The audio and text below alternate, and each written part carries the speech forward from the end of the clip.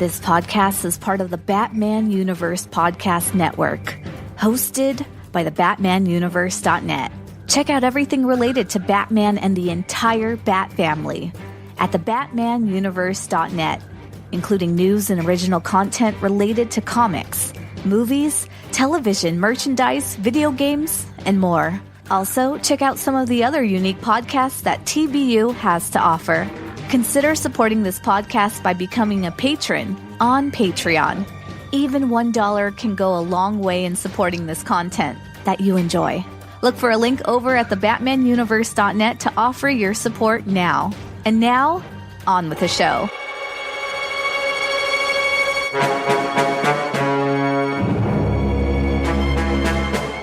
You don't like the Drake? I hate the Drake. I love the Drake. How could you not like the Drake? Who's the Drake? Who's the Drake? The Drake is good.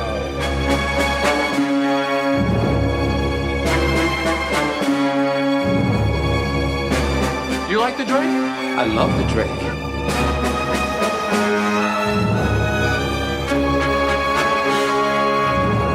What about the Drake? Oh, screw the Drake. I love the Drake.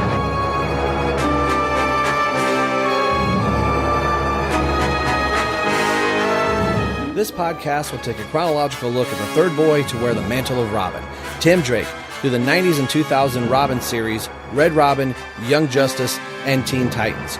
And from time to time taking a look at the modern era of Tim Drake in the pages of DC Comics, while also talking about other Robin and Batman happenings in the world. So sit back and relax and find out why everyone loves the Drake. Good for them. Love the Drake. Got to love the Drake. I'm impressed. What can I say? I'm irresistible. Hello, everyone. Welcome to Robin Everyone Loves the Drake comic podcast. I'm your host, Rob Myers. Welcome to episode, say it with me, Terence, 2, 3, 1, 79. 79. We're brought to you, of course, you're hearing the new bumper that TBU is putting up there on all the podcasts to kind of unify everything together. So obviously we're hosted by the BatmanUniverse.net. We're also partnered with Batman on Film through their podcast network, BatmanPodcastNetwork.com. Go check out all the shows on both networks. You can get hold of us through all the social media. You guys know where we are on Facebook, Twitter, Instagram. Search some version of Everyone Loves the Drake and you'll find us. Twitter's ELTD Podcast, and you can email to the show at robineltdpodcast@yahoo.com. And Terrence, what is our number count at YouTube right now? Well, it's kind of funny because we were at 99 last night. And then I had all this thing planned for like a special 99 subscribers because I thought we were creeping up towards that 100 mark. And I thought, I'm going to go to the comic book store and I'm going to buy Robin 100, which I don't have. And then that will be our big 100th YouTube episode. And I've been trying to do more YouTube videos this last couple weeks or so just to like, get the momentum rolling there. And so I was all set to do our 100th comic. Go to the comic book store. They don't have Robin 100. But they did have Robin 99. So I thought, in honor of Maxwell Smart. And I'll wait. And when we get our 99th subscriber, that's when I will do this video. Well, I was all set to do that today, episode 99, or issue 99, I should say. And my daughter called me up on the phone and she said, "Hey, did you see Robin Everyone Loves the Drake YouTube page? You got 100 subscribers today." And I was like, "Oh, cool." So for our 100th subscriber episode, I reviewed Robin 99, which is an issue I had never read before. And oddly enough, it ties into our issues today that we'll be reviewing, and I talked about that in the YouTube video. And now that we've hit 100 subscribers, we can change the handle, the address for YouTube. So I haven't done that yet. Sorry, Rob. But coming up in the next couple days or so, we'll come out, or maybe Rob can insert in one of his famous edits in here and tell us the new thing. It's not some random numbers and digits here. And I would like to say, everyone, that I am free. I have escaped from the North Korean bunker that I was in the last episode, where I recorded on some Cold War era Russian radio equipment, and Rob and Ryan sounded like pristine and perfect. And I was like, I'm in the bunker, yes, Robert. But I think Rob's going to introduce Ryan, and then we'll talk about why I was prisoner of Kim Jong-un for so long. Yes. That may be the best intro ever for yourself. That was Terrence O'Neill, folks. With us, all three of us are here. And I just got a note that says, oh, never mind, it's 1-on-1. So looking at the YouTube count there, so we'll have to get an official count here. But with us is Ryan Haas. All three of us are on the mic at the same time, but the show hasn't been edited yet. So maybe more voiceovers will have to be done. Ryan, how are you doing today? Hello, I'm doing well. And as you guys talked about on the last episode, although I did have strep throat, it cleared up, a couple days later, enough for me to do the intro on the last episode, which I enjoyed doing. As you might have heard, and Terrence alluded to, Terrence didn't sound the best, and I sounded crystal clear, and Ryan sounded crystal clear. So a lot of podcasters end up using Skype to do podcasting when you're having multiple people on, or if it's a solo show. Obviously, we would use whatever recording program we have. And there were a couple updates pretty recently where Skype had been changing how large of a file you can send back and forth to people. So sometimes we would share episodes back and forth. And that was how I would be sending shows to the Batman universe to get them uploaded for you guys to hear. Well, that had changed, and there must have been an update on the Skype recorder that I had missed, because you've got to update both sometimes simultaneously. It's kind of a pain.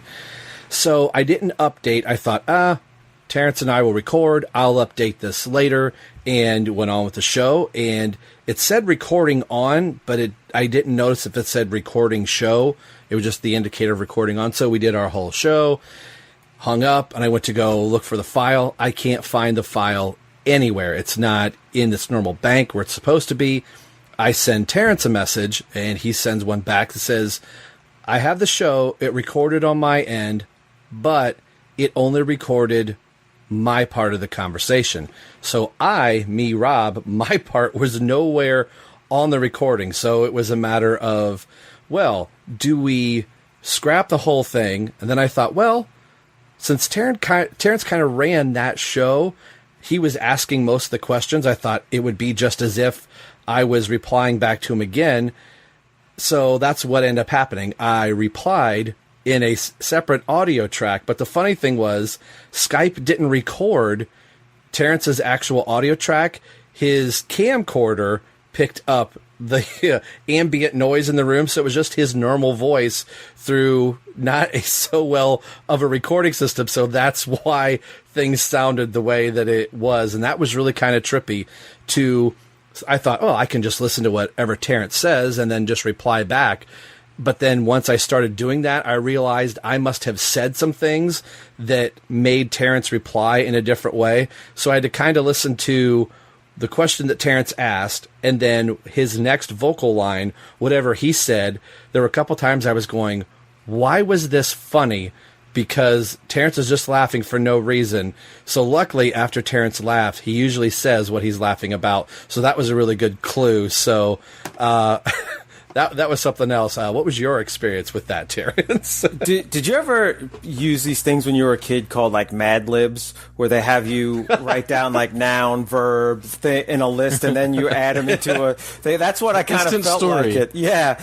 And I want to do it again, but this time I want to come up with some weird phrases and things that you have to come up with a reply for. So I'll just be like, that's interesting, Rob. I never knew anyone could injure their sphincter that way. And then you have to like, be like, oh, well, how do I fill in that silence? But listening to me, I just talk to nobody, and then there be silence, and then me answer questions to silence. It really gives you the feeling that you've just completely gone insane. And then I have that moment of like, am I insane? Is Rob just my imaginary friend who lives in this box? Like, I've never met. I'm like, no, he's got a YouTube page, right? Does it? He exists. I think he exists. So, yeah, it was kind of fun. But I think you did a great job. Even though, sorry, my audio does sound like it was in some cave somewhere in the middle of Siberia. Yeah. Well, I mean, we couldn't have planned that better with just what the issue was. So while we're all on here, we heard Ryan do the intro to the show, and his takeaway from the issue was a little bit different. So, oh my gosh! So I re-listened to the show, and I was like, yeah, this was a fun episode. This was fun. One and done, whatever. And then you guys crapped on it for like 2 hours, and I'm like, oh my god, how critical can you be of Robin Plus Impulse #1? I'm just like, man. Yeah, I listened to your. I didn't listen to what you had said at the beginning. I thought maybe you were going to have a little in joke or something like that, since you knew what was going on with the episode. So I thought, well, I'll wait till I edit it all together, then I'll hear what he says for the first time. And I was like, oh man, Ryan enjoyed this one, and Terrence and I pulled it apart every way but Sunday, saying that this could have been a little bit better. This could have been a little bit better. No, my critical eye was not really turned on at the time, because I had just finished reading. Oh man, I caught up. I've been catching up on all of my Rebirth stuff lately, and I, as you guys have probably you could track my progress through a lot of these podcasts between the Drake and between BOF. Like I finished all my detective comics stuff from Rebirth. I've caught up with Batman. I caught up with all the, year plus worth of Superman, Super Sons action comics.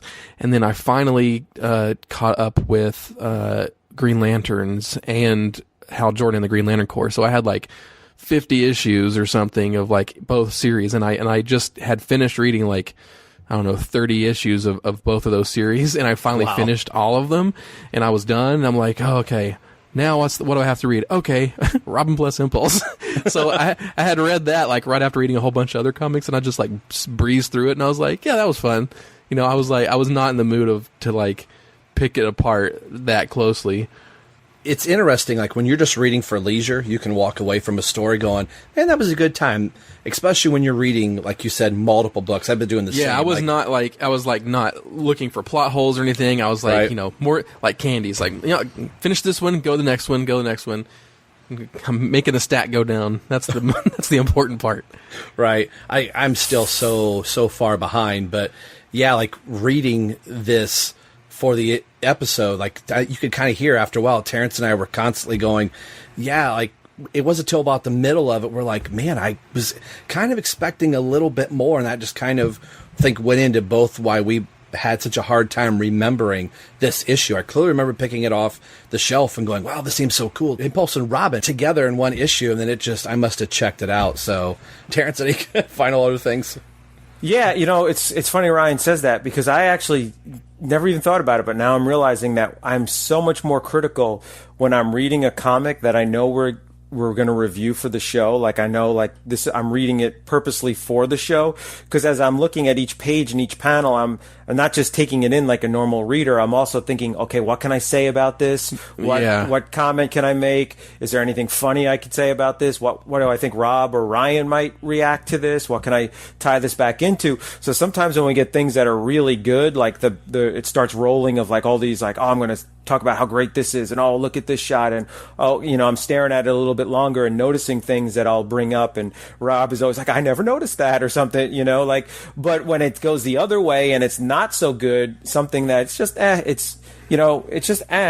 all of a sudden we just keep piling on because I notice, like, oh, look, the coloring's bad. Oh, look, the carpet's the same color as the walls. Oh no, it wasn't that sweater. Yeah, for me it was when you got into like, well, that's not how time really works, and maybe the speed force accounts for, like, if you put something in the microwave, you still have to wait that amount of time, and blah blah blah. I'm like, man, you're really ribbing on how like the speed force works in this Robin Plus Impulse #1, man. Yeah, with the typing, with the keyboard, like just with the keyboard, move it fast with the combination. It's like I guess it was a frictionless keyboard. I was like, oh my gosh. Yeah.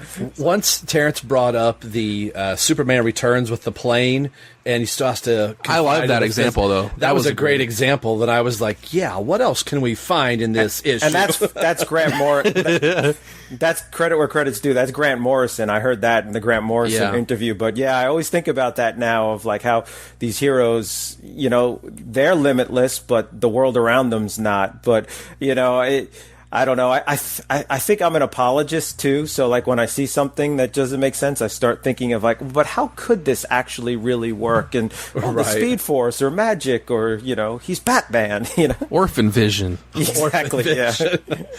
Well, and I don't know if I clarified it as well, but I'll say it again. Only having just Terence's audio track, it was 3 days later that I sat down and played his audio track while simultaneously re-recording all of my vocal parts. What? From scratch. So just to clarify for the listeners, you had recorded the podcast, but you only got back Terence's audio. Correct. So you re-recorded yourself talking back to Terence, having to imitate yourself and play the part of Rob Myers and laugh in the right spots and say witty things the right spots and think about where's the friction?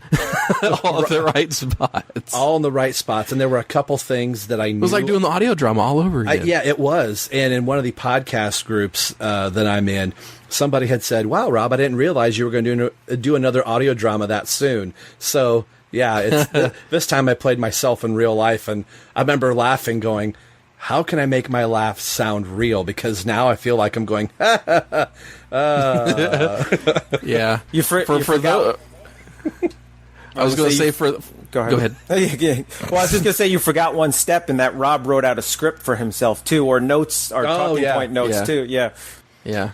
Now, it is easy, it's very unfortunate for a podcaster to ever have to do that, but it is easier to do it when it's only a 2-person show and you only have to fill in what you said to one person. Ryan. For those in the know, I have experience in what happened, and I actually suggested to Rob that he might be able to do this because this has happened to me once on a BOF show. I'm not going to say which one it is to maintain secrecy, but yes, we did have a show on BOF where I was the only one that did not have their audio recorded, and I had to re-record my audio for the entire episode, and it was a pain. And the reason I did it, I did not want to scrap the show and kind of like ruin, a bunch of people's days or having to re-record it and schedule it. And I was like, no, I'm gonna take this bullet and redo my part. And it still turned out to be a great episode, and nobody really picked up on it. So isn't it trippy? I mean, like Terrence said, it's really weird to only hear the one side of the conversation, but to have to go back in and know like where you were in that moment and go, like we're talking or right things now. that you said earlier that set up things later. That is the hardest thing. Yeah, that was the fun episode, but I like not trying to pat myself on the back, but listening to it, I was always kind of worried, like, is this going to sound like a decent episode? And one of the first comments we got on Twitter was, enjoyed the episode, great issue. So I I was like, whoo, dodged a bullet. So hopefully this one will be a lot better. Hey, one last thing I wanted to say about the whole thing with Impulse is, so Impulse then leads into the whole Young Justice run, which Peter David wrote for a while, for a few years there with Tim Drake, Robin, Impulse, and Superboy. And since there's 3 of them and 3 of us, that should be our radio drama with each one of us playing one of the Young Justice people. Very interesting, very interesting. May have to take a poll. I had a vision like one time of going, all right, if we do radio drama, maybe I had a whole nother podcast that there's only one episode a year, subscribe to whatever. And then instead of getting like, oh, this podcast, it's like a podcast all-stars, right. Audio drama all-stars or something. One little plug that I have here is for Relatively Geeky. Professor Allen, shortly after our radio drama the final episode had aired and everything, had sent me a message that said he was kind of inspired to kind of do something, but not on the level that I have. So they covered I'm trying to pull it up here, the the Super Sons annual that featured Bat Cow and Titus. And I was asked to play. I was asked to play a part, and I played the part of Bat Cow. How? What? They did an audio drama of that? They put one together and they said not. What? So I'm pulling it up here. How could you possibly? That issue's hard enough to follow. Like just looking at it, I can't imagine being able to like just hear some moos and some meows that you'll be able to tell. Hey, we've saved all the animals from the alien that's capturing us all. Exactly. So they ended up writing a set of dialogue, and I think Professor Allen's daughter M was like being the narrator. Of the scene and what's going on, but it's really cute that everybody that they pulled other podcasters in, and then some of the podcasters had their kids do other various sounds. There's people doing crickets and other cats and things like that. So if you go to Relatively Geeky Podcast, it is it's listed as SX060. It's called 5 Years Strong. So Relatively Geeky Podcast, go check them out. They've been kind of supporters of the podcast for a while, and I was honored to be on their show, so you can hear me moo in all my mooing glory as Bat Cow. So go check them out. Is that just stereotyping because you're from Ohio and that's like farm country and everything? Or that's what I told him. Yeah. And he's like, well, I'm from Ohio too. I could have played Bat Cow as well. And I'm like, well, my grandparents do have a farm. And he's like, fine, you're Bat Cow. I said, okay, that works. Yeah, that's pretty awesome. All right, so the main part of the show we have today is the Chuck Dixon story that we're going to be doing. We're back to doing Chuck Dixon again. The Detective Comics Robin crossover between Detective Comics 685, Robin 17, the King Snake story, and I kind of wanted to go around the room here before we get into the issues and before we get into the synopsis, is what was your initial thought getting into this section of the Robin book and kind of revisiting King Snake and just kind of what your overall thoughts were of the, let's talk about them as a whole, as if this was one book. Let's start with Ryan. Just my overall thoughts. I thought I enjoyed all three of these issues, and after doing all of our crossovers and Nightfall and all that stuff, it's interesting to get back to just these regular, for the lack of a better word, Robin issues. And the advantage is since Chuck Dixon is writing like every Batman book, he can do things like crossovers between his books, but it really doesn't feel like it feels like one solid story, between Detective Robin and Detective here. And not only that, this crossover is fun because it's framed as a Robin story, like Robin in the Detective Comics issue we'll get into.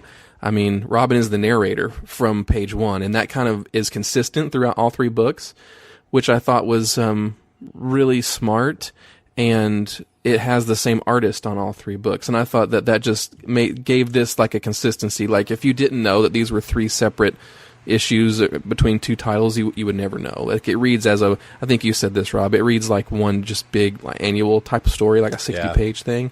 And that's cool. And because that it's kind of a bookend kind of story to the original Robin miniseries with King Snake, it's kind of it's cool to revisit it and have another story with that. And just to see Batman and Robin, working together again, like you would want them to be, without the gimmicks or without the crazy crossovers or whatever. It's just a cool, solid story in 3 issues. So, Terrence, what do you got? A couple things Ryan said struck me right away is that Tim Drake is the narrator in Detective Comics in both issues. That kind of blew me away right from the start, and I thought was pretty awesome. Because it is the same writer and same artist, there's great fluidity between the 3 books. I was saving that for you. Thank you. And in fact, each book ends with like an action scene or such, and in the next book just starts up right where the action left off. And there's very little like recap pages, or nothing's more tedious than you're reading, a multi-part story. Fluidity is smart. I mean, it does flow very well without having to like stop and restart and whatever. Yeah, and get the whole narrative of everything that had happened in the past. But I think I mentioned this. I can't remember if I mentioned it on our Batman and Robin Eternal podcast or if I mentioned it on the last podcast because I was being, severely beaten by North Korean guards and stuff at the time. So I'm my memory's a little fuzzy. But I did mention somewhere that this plays like a Chinese or Asian martial arts movie. And growing up in New York, before we had cable TV, there was a station on the weekends that had like I forget what they called it. They called it like double Chinese theater or martial arts theater or something like that.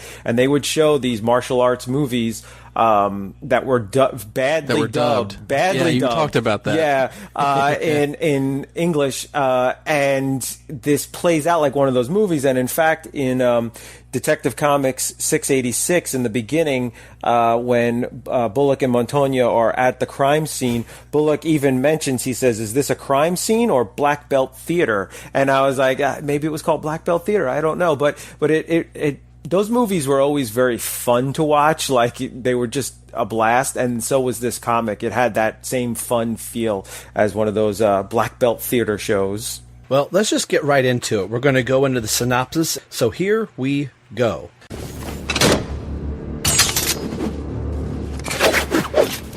Okay, before we get to the synopsis, let's take a look at the information of these issues brought to us by Mike's Amazing World. You can find it at www.mikesamazingworld.com. A great resource if you want to know who drew what, who was on the cover, who did the inking, who did the colorist, and all that wonderful stuff. So, for Detective Comics 685, the information reads as follows. The cover date is May 1995. The on-sale date is March 28th, 1995, with a cover price of $1.50. The page count is 32, and the editor is Scott Preston. The title, Iron Dragons. Writer, Chuck Dixon. Penciler, Steven Lieber. First on this show, talking about his artwork. Inker, Klaus Janson. Letter is John Costanza, and the colorist is John Wellington, so not Adrian Roy on these two issues from Detective. The cover credit goes to Graham Nolan, and the inker on the cover is Klaus Janson. Over to the Robin portion of this story. This is from Robin 17. The cover date is June 1995. The on-sale date is April 4th, 1995. Cover price, again, $1.50. Page count 32. The editor is Dennis J. O'Neill. The title, The Silk Dragons. The writer, Chuck Dixon, again, they brought the penciler over from Detective for this Robin issue to have some consistency in the art, which is kind of cool. We'll talk about that in our discussion portion. But Steven Lieber again. The inker is Eugene Villengrand. Man, if I'm saying that right. The letter is Timothy Harkins, and the colorist is John Wellington again, kind of keeping more of the continuity. The penciler is Mike Roringo, and the inker is Terry Austin on the front cover. So we're going to run, starting with Detective, going to Robin. I've been liking using these from DC Wikia, so that is where the synopsis is coming from for this King Snake story, and here we go. Synopsis for War of the Dragons, Part 1, The Iron Dragon. A gang war is starting to develop in Gotham's Chinatown, and Batman investigates the events with the help of Robin.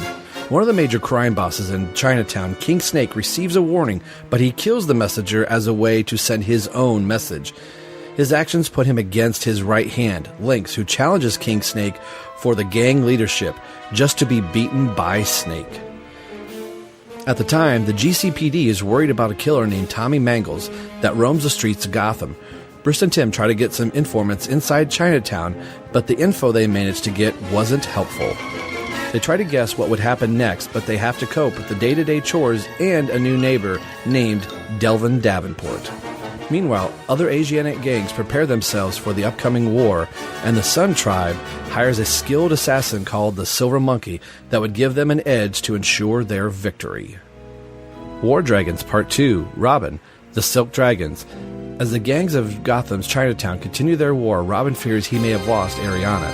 When he and Batman arrive at the scene to fight amongst King Snake, Lynx and the Ghost Dragons, Robin encounters Huntress, and Batman tangles with the Silver Monkey.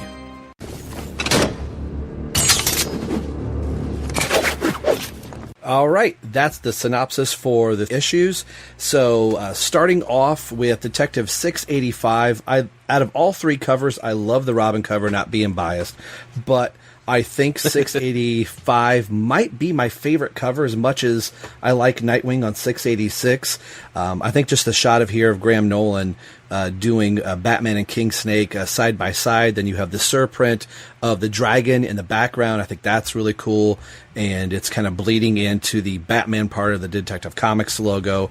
It's just a real simple cover, but sometimes the simplest covers are the coolest ones. So I really dig this cover. What do you guys think about the cover before we crack open the interior of the book? Let's start with Terrence. You know what I really like about the cover is when I picked this book up and when I read it way back in the 90s, it has the appearance as if Batman and King Snake physically and combatively are equals. And so you kind of have this like, oh man, Batman's going up against his equal here. This is going to be heavy. This is going to be big. This it had that like almost like a boxing marquee of like, heavyweight championship showdown.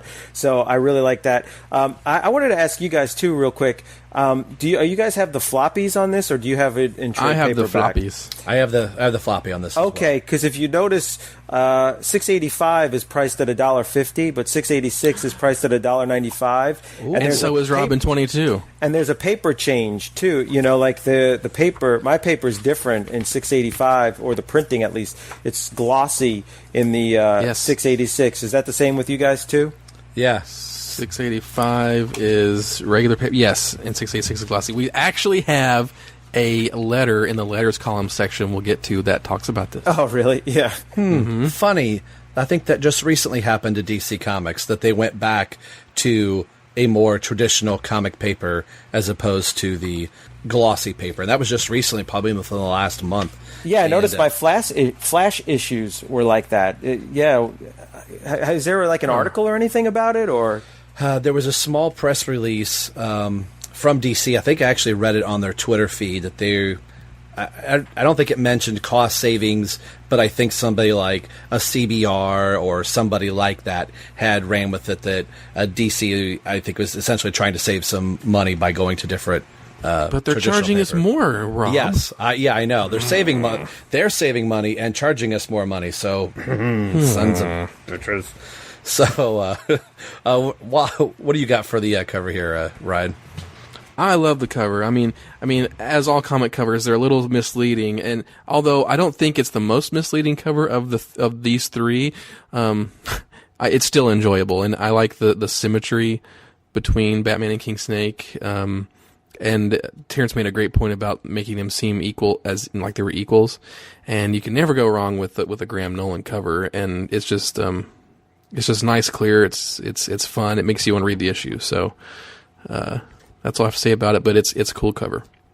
So let's just crack this thing open. One of my favorite scenes out of all three of these books is this opening sequence with a little old lady going to her rundown apartment. She's got her sack of groceries, and then this lady starts to proceed to kick and punch the crap out of this guy, and of course we find out it's actually Robin.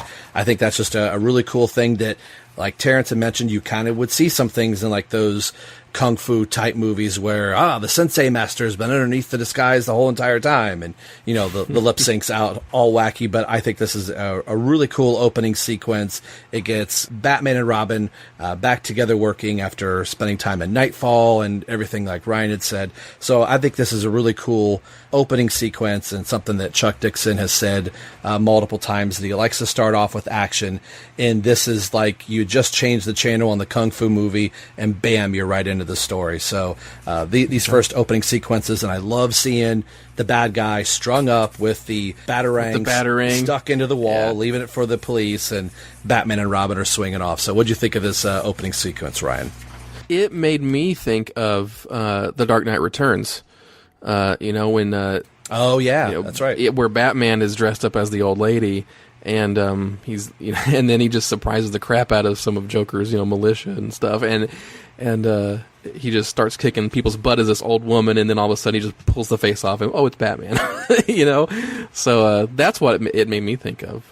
But it's a cool action scene just to see like Robin kind of beat somebody down like this. And ironically, Klaus Janson is the inker on this book, so I wonder if that might have been a little nod for Dixon to kind of, put something like that in here. And I think Dixon is masterful enough, and everything that he does has a little hint or a wink or a nod to something else. So, Terrence, what did you think of this opening sequence? Yeah, there's also, I don't know if it was an old lady, but in Year One, which is also Frank Miller, there's a scene where Batman is dressed up like a homeless person or old lady. I have to look at it again, and he sees like the mugging happening. I think it's of Sarah Essen, and he can tell that it's a police setup to try to get Batman, and he's just like, oh, the way she walks, she doesn't belong here or something.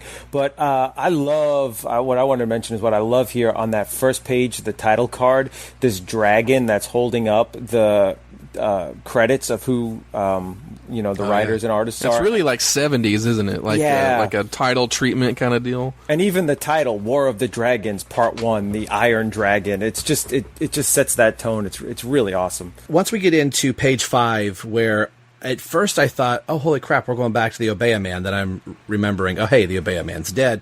But this jungle where all the militia are setting up and doing the, looks like they're lifting the trunk to show everybody, hey, we're taking all the cocaine, the drugs, we're taking over this place, and they've got the heads of all the other villagers or anybody else that had resistance. So I thought, okay, that's a nice... Heads of the heads. Yeah, heads of the heads. If you don't like it, your head is going to be in here. So I thought that was kind of a little creepy way to really kind of get the story started off. Looking at page 7 here, and I don't mean to complain here from the last issue, but Lynx, I think, has the most inconsistent face. She aged about 15 years, didn't she? Yes. If you look at the cover of Robin 17, Lynx does not look like that is how I expected her to look on the cover of Robin 17. And it took me a moment that, I wonder who this girl with the eye patch is in King Snake's, lair or whatever. Oh, she has an eye patch like Lynx. And I'm like, he keeps talking to Lynx. Where is she at? Then I'm realizing, that is actually Lynx. So I think the sequence is good, turning off the lights, and King Snake proceeds to kick everybody's butt right away. Lynx is kind of left there to say, this was a bad move, you shouldn't have done this. And then she tries to take out King Snakes and gets thrown like a rag doll. So, Terrence, what'd you think of this opening sequence with King Snake? And he just is in his I don't give a darn phase right now. Yeah, I'm glad you mentioned that about Lynx, because I was feeling the same way. Like, at first, when I turned, I think the pages are numbered here, page 7, I thought it was a guy at first. I'm like, who's this guy? So did I. He's got an eye patch also. And then I realized, oh, wait. With those legs? No way. I never thought that. I was more the haircut and the face, I guess. I don't know. It just... Yeah, I don't know. I thought it was a guy. I don't know. But I could just imagine Chuck Dixon sitting at a typewriter, maybe has a cigar, maybe has like a little whiskey or a beer or something, and just laughing to himself as he writes this dialogue of like, we must make use of a new wisdom, the sanctity of the Deutschmark, the serenity of the dollar. Our ambassadors will bring word of our new determination to Europe and America. Like, I just imagine him just having a blast writing this here, and I like that. I like seeing King Snake having a problem and see how he's going to respond to it. But then the way he treats Lynx, it's like, why are you surprised that she is going to revolt against you? You're god awful to her, but it does play out like a fun action movie. I could just see Jean-Claude Van Damme or Dolph Lundgren in the role of Snake and all this stuff. So it's a lot of fun. I was going to ask about, because keep talking about Lynx, like. It's hard to remember, like in this, like Lynx in the first original Robin miniseries, she was like a semi-love interest when they first met. Like, she was older than Robin, but not that much, and they were like in clubs and stuff. I mean, and here it just all that kind of seems like it's fallen away, and Lynx seems like she's like 40 or something. Like she's like completely in another realm. Robin, she's 45 after Robin. Yeah, it's just kind of a strange turn, really. And I half wonder if Chuck Dixon didn't purposely write. And I'm not saying he wrote bad dialogue, but it feels like this is written as if it's an English overdub. Anytime King Snake or any of the other members of the Asian gangs are involved, it would have been great to think like, oh, somebody wrote this all in Chinese or Japanese or whatever language, and then it was transposed poorly on purpose for the context of the book. So I had the same thought, Terrence. I was kind of thinking, yeah, I bet he had a really good time writing this, and I think he wrote it in the best way possible to make it sound like it was an overdubbed English track or something like that. Not so much when Batman and Robin are talking or where you've got Americans, but when there's different ethnicities talking, it doesn't quite sound as normal as he would write dialogue, and I wonder if it just does feel like a big kung fu movie. It's really kind of cool to see, again, bringing in people like Jimmy Wigg here, where Batman and Robin are going back to the fish market to try and he's been in the previous issues, right? Yes, and I trying to think what his previous issues were. There'll be an editor's note here somewhere, but I believe it was Batman and Robin going to him once before. It's cool to see the classic long Batmobile back in this, which is really pretty cool. And Jimmy doesn't know anything, and I think this is kind of one of those times where Batman's trying to use a scare tactic, and that's not quite working because this guy really doesn't have a connection anywhere other than he hears things, and Batman's trying to put it out there to him like, I don't care what you hear. The next time I show up, you better have something for me. So this is a kind of a really cool sequence. And then we get the GCPD and Bullock here, which this is something that's carried over from the KGB story with Robin, where the oil drum hits Bullock right in the head, and they make mention of that he might have some type of brain damage. He shouldn't be getting up from the desk. So I thought this was kind of a cool sequence that we're reintroducing this thing with Bullock again. So this is kind of the first time that Bullock is getting out from behind the desk, and he's going to go, quote unquote, go get some fresh air and just going to go maybe check on a few small leads. So what do you think about this section here, Terrence? It reminds me of just kind of what's going on in the other Bat titles. It seemed like in Shadow of the Bat and in the Batman proper title, they were connecting the larger story arc through the GCPD. And so you'd see a little bit happening, and for a while there we were telling you what was in the other books, and maybe we'll start going back to that once we get rolling again, building towards the next big Contagion storyline. So I thought it was cool, and this is also going on that Sarah Essen is now the new commissioner. So this is just sort of that glue that connects the books, but that you don't have to read every single book and every little detail for those people who had event fatigue from those issues. Right. And I just checked, Jimmy Wigg's first appearance was Batman 467, and that was the last appearance of King Snake and Lynx in that issue, where Lynx looked like she was 17. So what do you got for us, Ryan? Terrence was hitting on some of that stuff. I was wondering, like, this whole thing in the GCPD, I was like, that doesn't really go anywhere in this story. So I assumed it was all set up for other books or future stories. Yeah, so, that's how I took it as well. Yeah, but yeah, so, and Bullock got hit on the head, but did he get shot as well? No, I think he just took the oil big drum. Concussion? Yeah. Okay, yeah, I remember that. And this Batmobile is really cool. And I was wondering if this was in any other books or just for this story too, just because maybe this artist wanted to draw it. But it's like this is like the Killing Joke Batmobile that just kind of just shows up. And it's not. I don't think this is the main Batmobile of the time, is it? I mean, yes, it is. Shows up, does it? It is. The Batmobile that Bruce was driving was destroyed.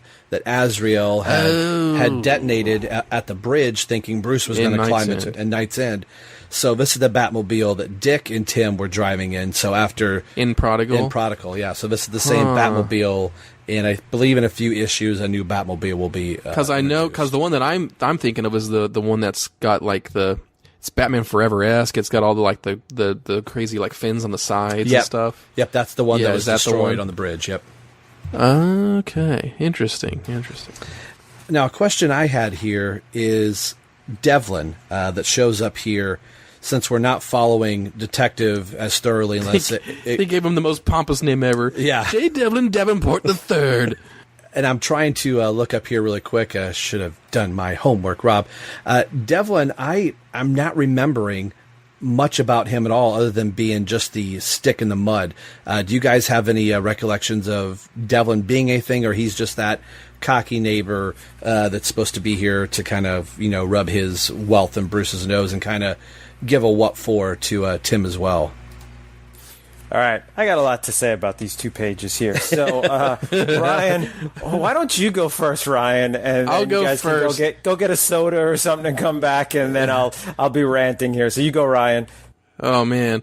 Okay, so I'll start with Devlin and I'll go backwards. So Devlin's interesting because he's kind of like super lame. I love how he's like stepping on roses as he comes to reclaim his golf ball. He has no regard for each one of those roses is probably pretty expensive and like custom grown and stuff. He's just like walking all over him. He's wearing his you can just hear his super voice pretentious. Hi, have you seen my golf ball? I don't see you with the glove these days, Brucey. I mean, it's just and he's like wearing this yellow suit and stuff. It's like so amazing. Yeah. So that was interesting. The other one is it bothers me a little bit that Bruce is so incompetent in the kitchen. He can't make a tuna fish sandwich. I mean, I get the humor in the world's greatest detective who knows everything and knows how to do everything can't make a tuna sandwich, but at the same time, that kind of bothers me that, Batman is so smart. And I know, he can't take care of himself. He's so focused on the mission, so that's why he needs Alfred to, make him stuff. But it still kind of, rubs me the wrong way when I'm he, doesn't know, or he just screws up stuff like that. Wouldn't he just have protein bars and stuff instead of, I don't know. It's a humorous scene, but then when you start to overanalyze it, you it might not jive very well with your Batman sensibilities. And it is all because Alfred's still not back in the picture. So to me, it would be more of one of those things before we get to Terrence here that I could see somehow the electricity went off in Wayne Manor. That Alfred was taking care of that, or some of the day-to-day things of laundry. Well, they've had laundry and stuff. Yeah, and laundry was something Dick has to show up and do laundry, and boy, Bruce can't do this. I would have been thinking it would have been to me that's the lowbrow way to go. It's he can't make a sandwich and he can't do laundry. I would have been thinking that's not all Alfred does. What other legitimate things appointments he didn't know that he was going to meet with somebody, or somebody was coming over to the house, and those type of things that Bruce or Alfred would have been the things saying. that were that Alfred helping him maintain his foppish Bruce Wayne persona. Right, exactly. Yeah. So this is where Ryan and I are going to get a sandwich. We're going to turn the show over to Terrence, and Terrence, let it roll, brother. All right, so. Devlin in his yellow shirt, yellow pants, yellow hat, and yellow belt buckle here. Oddly enough, I mentioned it earlier in the show, Robin 99, which I did for the YouTube page just this morning. No, he shows up in Robin 99. He is the main focus of the story in Robin 99. Yes. Are you serious? Talk about a Shotgun Smith level of reason character. And I'm going through DC Wiki. Chuck Dixon's going out with a bang, isn't he? Yeah. Yes. I'm going through the DC Wikia page, and they list every single person in this issue but him. There's no link to click on. There's no nothing. So why don't you school us here for a minute, Terrence? All right. So Robin 99 has 2 kind of plots going at the same time. And it's all part of the Bruce Wayne murderer storyline, and it's part 11 of the Bruce Wayne murderer storyline. And which I have never read that story, so I'm jumping right in part 11. And it's got Robin and Spoiler on the cover. And so Robin is at, I think, a boarding school, so I don't know how he ends up at boarding school, really. But one of his classmates has gotten kidnapped. So Robin, I mean, the first, maybe 6 or 7 pages of the story is the setup of the kidnapping. So Robin goes to the Birds of Prey to get some help examining this kid's computer. The kid's name is Kip, which makes it hard. It's like a kidnapping. Kept messing me up reading it. But Stephanie just happens to be hanging out with the Birds of Prey, and they don't really have much of a character interaction between Robin and Stephanie. They're very professional and just matter of fact. But what the Birds of Prey are doing, mainly led by Barbara Gordon and Black Canary, is they've got a camera on Alfred, and Alfred is posing undercover at the country club to try to get information on Devlin. He is talking to him the whole time to try to see if he is a possible murderer instead of Bruce Wayne. And so there's all this interaction between Alfred and Devlin, and is actually basically saying that there's no way Bruce Wayne could be the murderer because he's seen him shoot at the club and he's a horrible shot, and there's no way he could make these shots. And so Dev is actually standing up for Bruce Wayne, and they're kind of ruling him out. And I don't know how much more Dev has in the Bruce Wayne murderer. I'm not even sure who the murderer is. It'd be great if it was Dev, but I don't know if it was or not. And then I don't think so. Yeah, the issue wraps up with Tim finding his friend who got kidnapped, and then he says it's kind of a weird cliffhanger because his dad calls and says he's got like a problem, and the first thing Tim is like, "Is everything okay with Dana? You know, like how's my hot stepmom? Like you're not getting rid of her, are you?" And his dad's like, he's like, "No, his dad is broke." So I don't know what that deal is. And then there's, I guess it's the big lead up to issue 100. But Ryan, you will really like this, and you can see it in the YouTube video on the last page of the story before there's the letter column. There's a big advertisement for Super Mario World, Super Mario Brothers, and what does it say? Super Mario Advance 2, I guess, for the Game Boy Advance, and it's a picture of Super Mario on a beach, like holding this like gorgeous supermodel in his arms and just like having fun. It's really trippy. It's really cool. But anyway, that's where Dev is. Now, I'm not done on these 2 pages here, Rob. You're going to have to like edit this out and make this like a Patreon only thing. Number 1, Batman and Robin, they pretty overreact to a golf ball hitting their table. Do you see how they're like flying away? Yeah, they're like, the greatest detectives ever. They're just like... Yeah, golf ball. They're full on diving. He's Batman. He's supposed to catch it without looking and be like, "Dev, here's your ball." Oh my gosh! How amazing would that be? Yeah. Oh, by the way, I crushed it in my hand while I was catching it here. But no, they run, they dive like it's a grenade. And and they know it's coming because on the panel before they say 4, and they're looking for 4. it. Yeah, and then, all right, 2 more things. Number 1, I get we have to keep emphasizing that Alfred's not there, and instead of showing that they can't do laundry, now it's cooking. But how on earth would Bruce Wayne not just order out? I mean, why would Bruce Wayne ever think, like, I'll make a tuna sandwich? He'd be like, where's my other 15 servants? You know, one of you call the takeout. And really, a tuna fish sandwich, that's what you're going to make? And, like, Tim's like, how could you screw up a tuna fish sandwich? As he's saying it, I'm thinking of, like, 15 ways tuna can go bad and not be good in the sun. And also, all right, here's my last thing. What the heck is Bruce Wayne wearing? He's wearing like a green with orange stripe, a wife beater, a shirtless shirt. Like, if you showed me that and said, who would wear this? You know, the last person would be like, yeah, Batman. That's a tank top Batman would wear. Gardner. Like, yeah, unless they're trying to show that like the laundry is piled up and he's wearing the last thing possible. He's wearing one of Martha's old tops because nothing's clean anymore, and he had to pull it out like of this 90s workout lounge type clothes. It's really bad. But anyway, I'm just nitpicking. It is actually a kind of a fun 2 pages to look at, but it does make me scratch my. It's so different than the rest of the 3 issues that it's kind of jarring. But I could not believe it when I was reading 99 and Dev was in the story. That's kind of incredible. That shows you how much of how much world building that Chuck Dixon like does and maintains throughout 100 issues of this. That's crazy. And even then, like at the end of this issue, at the end of Detective 685, it does even say no, hold on. At the end of Robin 22, it says that it keeps talking about Shotgun Smith, being like in Robin 23. So like he keeps popping up throughout the series too. I would love to see Chuck Dixon's notebook of here's all the characters, here's where they're going to go. Here's where I last use them, and here's like where they are. Yeah.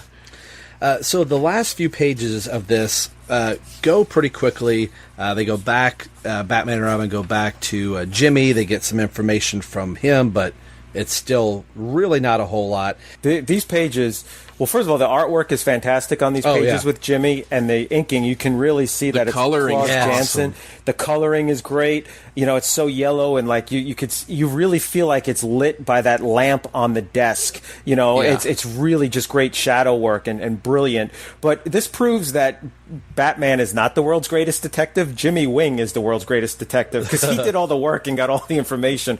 All Batman did was scare poor Jimmy here. But I'm sorry, he just sounded a light in his face. Yeah. And I love that he's got his cape up by his, face like you would see Batman normally do, and he's holding the lamp. And I love when artists get the shadows correctly. Like you can tell the light is coming up from the bottom, reflecting off of Jimmy's glasses, where in the third panel on page, 18, where you can see the light reflect underneath the glasses on the tip of his nose. Those little things really make it feel more realistic and just add so much detail and ambiance to the area, rather than, now the shadow's over to the left and now it's over to the right. So Klaus Janson and the colorist on this, which the colorist, this is his first work for DC Comics, and he did both of the detective issues. So and Robin looks badass on page 18, top panel. Yes. He's got his arms folded and with the lighting. And what I love too is like on 17, when Batman's scaring Jimmy, like Robin's like going through papers and clipboards and stuff. Like he's not just there hanging out going, "Gee, Batman!" Yeah. Like he's a real. All the part extra of it. context that the art's doing in the background is good stuff. yeah, that's great. And it ends with King Snake, again, beating more people up. Raymond links his head, looks like into a wall. And who shows up but the Silver Monkey? And I had forgot the Silver Monkey was in here. I think this is a nice setup for where we're going to go into Robin 17. When you saw Silver Monkey, did you know who he was right away? Because I saw it and I'm like, I didn't place it. I'm like, I know I've seen him, and I had to do a Google search and find like, the Beware the Bat animated series. That's where I know him from, is the Beware the Batman. I was really trying to not look that up, and it was driving me nuts after I read it. Like, I started going through other, try to flip through other comic appearances, and it was like, it can't be the cartoon, but yeah, that's where that was from. Man, I just want to. That makes me want to rewatch all of Beware the Batman now. Just binge it. I really hope it's on the DC streaming service. So, what was your guys' final thoughts here on the wrap up of this before we get into Robin 17 and seeing the Silver Monkey throw all three of these batons and plugging all the guns here at the very end? So let's start with Ryan. I enjoyed it. It's a good first start to this. After reading all three issues, I do kind of think I kind of take or leave some of the setup things that don't really contribute to this story too much. As a single issue, maybe if it was like all in one like annual type of thing, it wouldn't be in there. But as an ongoing thing, I think it's probably fine. Like if you're reading all the comics of the era, but yeah, it's a strong issue. It's fun. The art's good, and it's really cool to see Batman and Robin kind of, work together again. One of the things that I really liked about some of those old martial arts movies is it wasn't a straight up hero and villain. You had like multiple heroes and multiple villains, and the villains were after the villains, and then they have like a big like Anchorman showdown where like all the different anchor crews show up and all have a beatdown. And this is what this is leading up to. Well, we get that. Yeah, you got the gorilla army, you've got the Silver Monkey, you've got King Snake, you've got the Batman group, and they're all just coming for a showdown, and it's just pretty awesome. All right, well, let's move into Robin 17 here. I really like this cover. I was really torn between which cover I liked.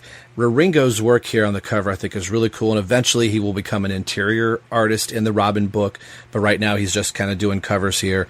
The Huntress and Lynx, this is how Lynx should look in, so I'm wondering, how far in advance he was kind of working on this for her to not appear the way that she does there, but at the same time, two different artists are doing the covers on all these as opposed to Lieber doing the interior art. But King Snake, I think, looks the best on Robin 17. I kind of wish that's how King Snake looked throughout the issue. Not that it's bad what Lieber's doing, but this looks like it's more of kind of what I was expecting. But Robin looks great. Seeing them both fall off the building here. Again, it's one of those that doesn't quite happen like it does in the story. I'm a little forgiving of it because I think the cover's pretty badass. What do you think there, Ryan? I like this cover. It's just, it's fun. It's dynamic. I like the I don't want to say cartoony. I just like the stylized look of the characters, and I think it'll be if like you said, he starts doing interior soon. I think that's going to be a fun kind of thing to kind of look at, is just see kind of more interior art that looks like this. They look more like the archetypal characters. Yeah. So I think it's fun. I like my Lynx with Bon Jovi hair, like she just stepped out of an 80s heavy metal band, and that's how she looks on this cover, and it's pretty awesome. And even when you start opening the book, the first couple pages, her hair isn't exactly Bon Jovi long, but it's longer than it was in Detective Comics. So I guess Lieber and Ringo were operating off different models for Lynx, but I definitely like the Lynx better on this cover.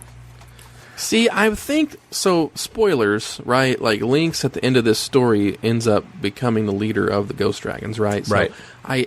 I wonder if that was intentional, is to, like, make her look a little bit more adult, make her dress a little bit more like a leader, rather than like a teen. I don't know, a ghost pirate. She looks like a ninja pirate, Right. so they're making her look more like Asian Bond villain kind of Yeah. thing. I could see that. At this part, yeah. So, like Terrence had said, this picks up, like, every one of these books picks right up from where the last entered, so King Snake is still throwing everybody around here. Lynx is just getting the crap kicked out of her by King Snake, but the part I want to move on to is page 4 here with Ariana and Tim Drake, and she can't... No, Timothy Drake. Timothy, yes, Timothy.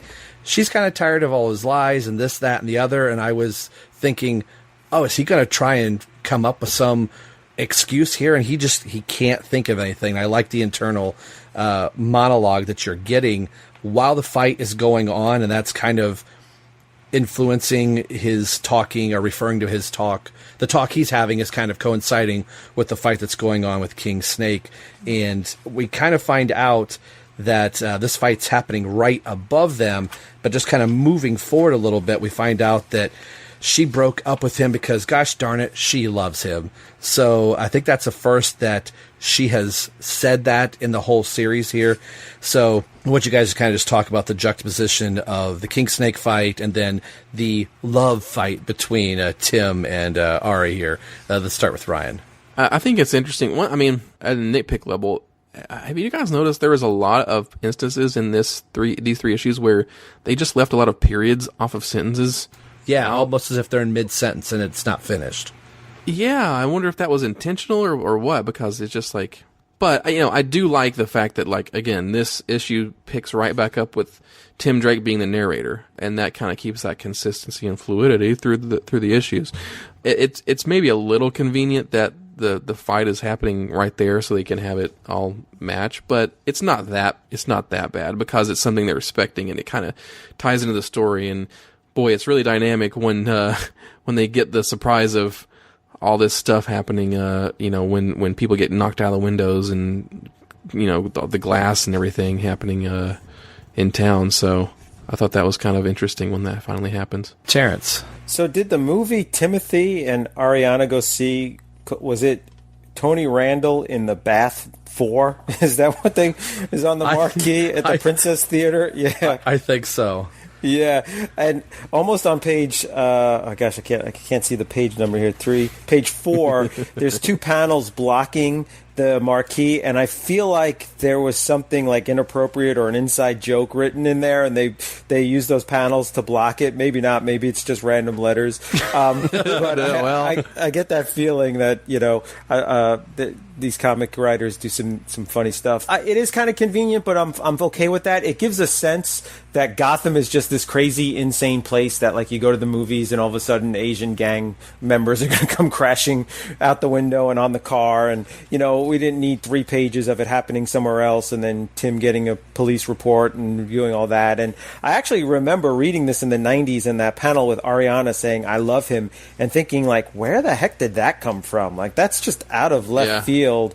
But I it's kind of the soap opera thing, so I'm okay with it. She loves him. Why does she keep going on other dates? Yeah. Other dudes. Exactly. And I just noticed here on page 4 that after Ariana is like, telling him that he's like hiding things and he's lying to him, that there's an extra little panel internal monologue from Tim that says "ouch." Yeah. I never noticed that before, and it also doesn't have a period, but it's kind of a like just a random out of the way on the top of a trash can like commentary on. It's like, "Ouch, that hurt," but I'm like, you could have just left that out. Moving into Wayne Manor and the function that's going on here, Devlin shows back up, and on page 10, for some reason I had remembered that when Devlin puts his arm around Bruce and kind of like, "Hey, buddy, old chum" type deal, he's got the cigarette. For some reason, I thought that Bruce flipped him in the party because he's got his. Probably was about to. Yeah, and Devlin kind of puts out the cigarette butt here, but here's the great thing, though, about these two panels is that the technology has not aged at all. Well, are you referring to beep beep beep beep? Oh yeah, exactly. The beeper, darn beeper. He even says that, darn beeper. I guess I should answer it. Yeah. So yeah, beepers are still out there. I've seen people all the time with them. It's cutting edge technology. The new Apple Beeper 10 or whatever they have out there. Yeah. And I wonder how many kids would read this and have no idea what a beeper even is. They would just think he was referring to the ringtone on a cell phone. Yeah. Right. And he's flipping up his Apple flip phone. It's his iWatch. Yeah. His iWatch, yeah. The big guest star in this, of one of the two guest stars coming up, is the Huntress. Makes her appearance again in this. And we see Lynx looking more like Lynx in this one panel than she does in the rest of the whole entire book. And that's on page 13 if you're following along at home, where Robin comes in, and Robin's just waiting off to the side. He's the one that beeped Bruce's beeper and is like, "Hey, King Snake's at it again," and telling him just hold off. And the Huntress ends up making an appearance. So Robin's got to decide, well, oh crap, I can't sit and wait. I better go in there. And so the Huntress is going up against King Snake. It is not faring well, and Robin's going to get the brunt of it also. We see Shotgun Smith here, I believe. That is Shotgun Smith. Yes. It is, because when I read it, I turned the page and I'm like, oh, there's Bullock. Harvey Bullock. Yep. And then when she calls him Shotgun, I was like, oh, he's back. Awesome. Yep. Now, where is he eating at? Spivvy Burger? Yeah. Spiny Burger? Yeah. SB. I don't know. It looks like he's like throwing the trash he throws away. Looks like it's a mouth, like a dinosaur mouth or something. Like. Oh yeah. Oh yeah, you can see it down there with the teeth on page 14. With the it's a purple thing with teeth. So that was kind of unexpected to see him here. So it's nice that he's still keeping a shotgun around. And then Batman finally shows up in 16 with the gangs trying to get to Tim, but isn't able to. So Tim's got to make a quick minute decision to throw himself at King Snake. That's the only way that he can think to save the Huntress. I like, as Tim's kind of describing what their fall is going to be like, and he says, "I can hear the gas from the people on the sidewalk, and then it's fruit stand and bruises." So I thought fruit salad, rather, which I thought was kind of cool at the crash into the fruit stand there. So I thought that was a nice little sequence here. I kind of like how Batman and Robin are working at different angles of this, and they're both trying to say, hey, watch out for this, stay away from that. Bruce is going into an area that this is still a very Tim Drake focus, that Tim at this point knows more than what Batman does. He's worked with the dragons more and King Snake, so this is kind of unfamiliar territory for Batman, and especially a Batman that's just now back after Tim having worked with Dick for a while. So I thought that's really kind of cool that in some instances Bruce is kind of deferring to Tim just because Tim does have the inside track. So what do you think about this sequence before we get to the end here where Batman gets his first meeting? Well, we can just talk about it. It's only in one page here where Batman meets the Silver Monkey for the first time. Let's start with Ryan. I like it. I mean, I love this line on page 21 where Batman's like, "The darkness won't hide you from me." You know, that's such a Batman line, and I just can imagine the delivery. I thought that was pretty cool. And the fruit salad line, that's very Tim Drake. Like, that is a very Tim Drake kind of line. But just like in joke wise, I wanted to ask on page 15, there's this truck, right? With the gang members in it. And if, like we know, like they're drug runners, right? Right. So on the door it says Crackmobile. So it's like I wonder where the crack dealers are. Let's just wait for the crackmobile. I mean, it's on the side of the truck, and there's something else written on the side. I wondered if you guys can make out exactly what you think it says. I can't. On page 15 also? On page 15 on the truck, it says crackmobile, but on the rim of the trunk of the truck, it looks like it says something else. I can't quite make it out. If it does say anything. No. That's what I've been giggling at for the last 5 minutes. It looks to me like it says, born to eat something. But I don't know what that's... Oh, I'm seeing it right there. This is where I need a good scan of this to be able to find out what that is. Yeah, I can see... I'm using my phone to like take a picture of it and amplify it. It looks like it pie maybe? Born to eat something that starts with a P. Wait a minute, Terrence. In like panels where you said, hey, they're trying to hide something? Yeah. Does the word end in Y, maybe? I don't know, but I just wonder, like, what are they trying to get away with here on this page? Yeah, I can't make it out, but it's just like born to eat P ... is what it looks like to me. Yeah.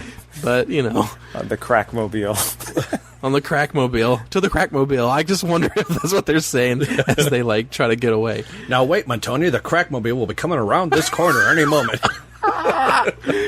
Yeah. Your thoughts here, Terrence, before we close this one out. I thought the art was very inconsistent these last couple pages. I thought the good was the scenes with Batman. Batman looks fantastic. You know, when he's kicking a guy in the face and you just see the whites of his eye with the cape, and the one scene where he's like pointing at them and he says, let's get this little detour over with. I don't have time for this. I love that pose. Come on, make your move. And they all just drop their guns and run away. Like, that just looks awesome. But the Huntress looks terrible. She does not look good at all. She does not look sexy. She does not even look proportional. Or the first page where you see her legs don't even match up. There's no way those two legs could connect to the same body, really. Like, it's just odd looking, and the mask on her face makes her face look really ugly.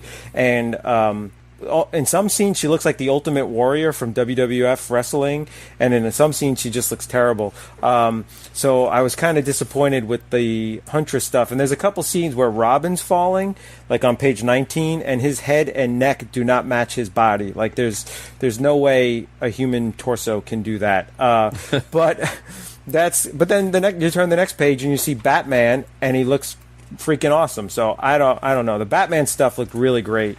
And it's an odd kind of ending where Silver Monkey kind of slices up Batman and just kind of walks away, and Batman's like, over my dead body. So it's really not an ending. It's just like, I better get this next issue. So yeah, those are my thoughts on the final couple pages.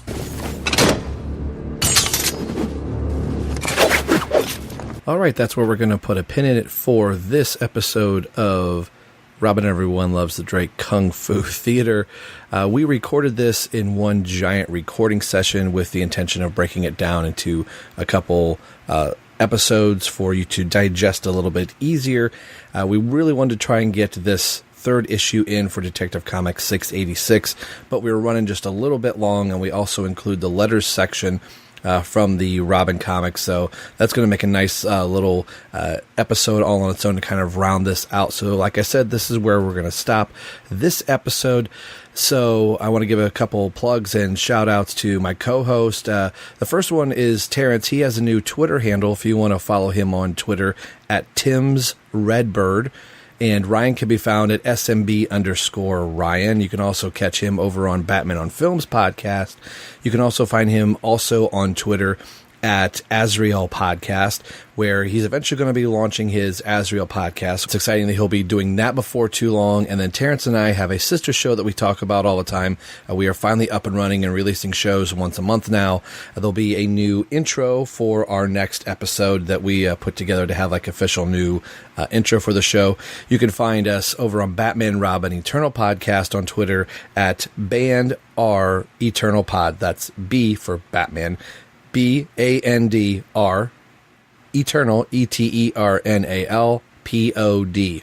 And you can also find me on Twitter when I'm not out talking about Robin Everyone Loves the Drake at ELTD podcast. You can find me, Rob, at Drummer Rob 10. So when I go out and do some gigging, and then just lately, it's just been a lot of comic book stuff. I'm actually getting ready to play drums today at the county fair. So if you are hearing this on Wednesday, then I will have already done it since today is Sunday. But again, you can find me at Drummer Rob 10. So that's going to be it for this episode. On the behalf of Terrence and Ryan, this is Rob, and you've been listening to the BatmanUniverse.net, and more importantly, you've been listening to Robin, Everyone Loves the Drake comic podcast. We will see you in a couple weeks.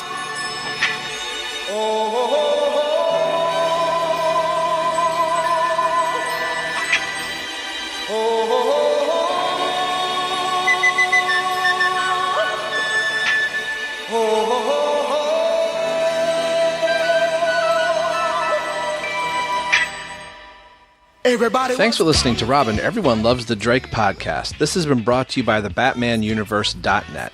Tim Drake, Robin, and all Batman-related characters are under copyright of DC Comics. This podcast is solely for entertainment purposes, so no infringement is intended by this show. This show is not a good revenue stream. Actually, there's not a stream at all. All music and sound clips are under copyright by their respected copyright holders. So there should be no need to send the Penguins lawyers after us for ill-gotten gains, because there are none. You can get a hold of the show a few different ways.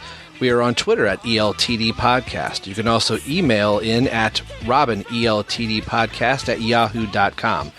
Our Facebook page can be found at www.facebook.com/everyonelovesthedrake.